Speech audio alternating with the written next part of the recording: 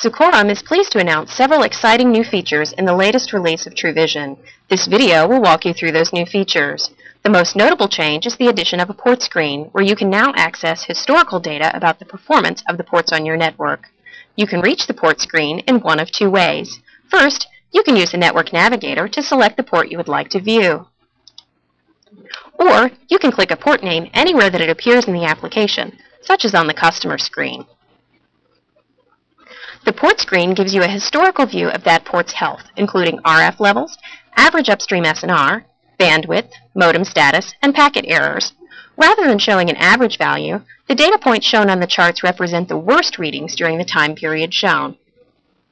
For example, a point on the average upstream SNR graph will show the minimum value recorded during the selected time period. This allows you to clearly see those times when a port was having problems. As you roll over the points on any graph, you will see the date, the time, and the reading at that time.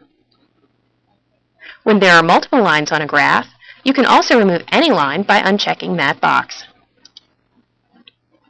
You can also easily drill down to any time frame that you like in the report by clicking and dragging across the desired time. If you'd like to drill in further, just click and drag again. Each individual graph will automatically adjust to the new time period. To return to the previous view, simply click the magnifying glass that appears in the right corner of the graph. By default, the port screen shows you the last 24 hours of data. However, you can also look at the last 7, 30, and 90 days by clicking the appropriate radio button at the top of the screen. In addition to now storing 90 days of data on the new port screen, we also now store 90 days of RF data for individual modems.